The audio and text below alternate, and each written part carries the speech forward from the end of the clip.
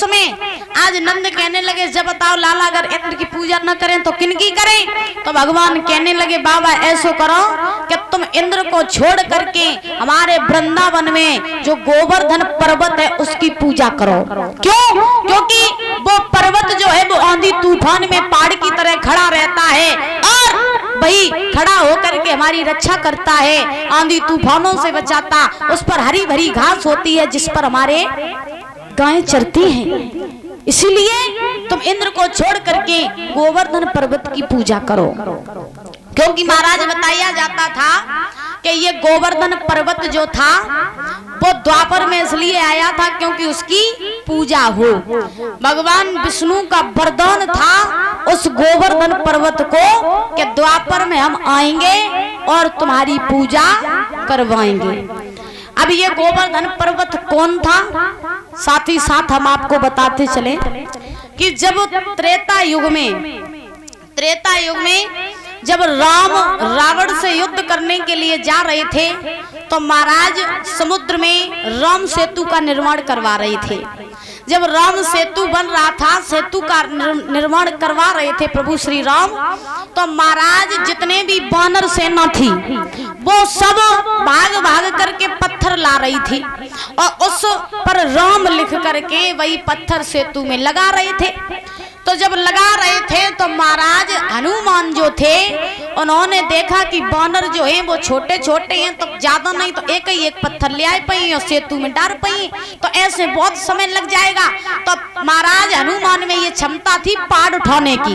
तो हनुमान जो थे वो आगे आए हैं वृंदावन में और आकर के उस महाराज गोवर्धन पर्वत को उठा लिया।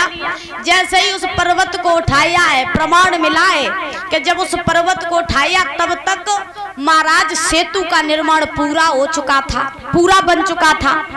तो जब हनुमान ने वो पर्वत उठाया तो महाराज राम का संदेशा आ गया। हनुमान से कहा, हनुमान अब तुम ऐसो करो कि सेतु तो बन चुका है, तो तुम जो पत्थर ला रहे हो वो वहीं पर रख दो।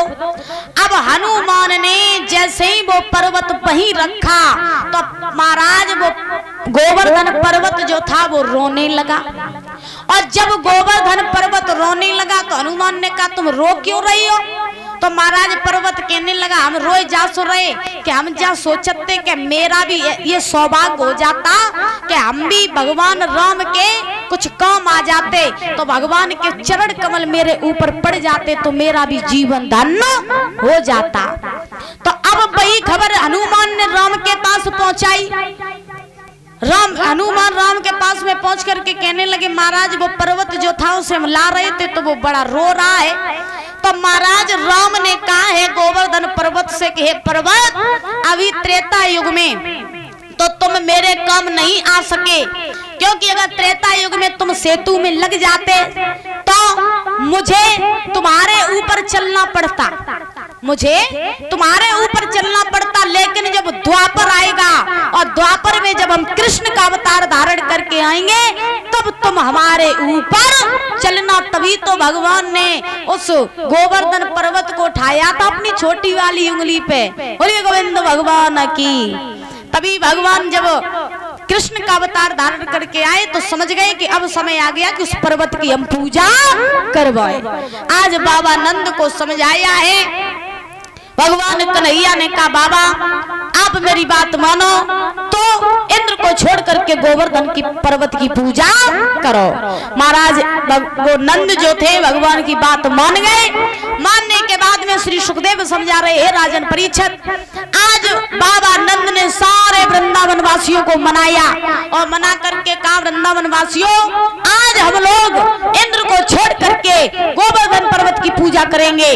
तो महाराज वृंदावन वासी कहने लगे, जब बताओ महाराज अगर इंद्र नाराज हो गए तो भगवान बोले, अगर इंद्र नाराज हो गए तो जिनकी पूजा हम करेंगे वही हमारी रक्षा भी करेंगे, तुम लोग घबराओ नहीं। उसी समय सारे वृंदावन वासी बड़े प्रसन्न हुए। प्रसन्न होने के बाद में बड़े ही आनंद के साथ में जो सुंदर सुंदर पकवान बनाए थे उन पकवानों की तैयारी करके आज मैया गोवर्धन पर्वत का पूजन करने के लिए चलने लगे। नाचते हुए जा रहे, कूदते हुए जा रहे।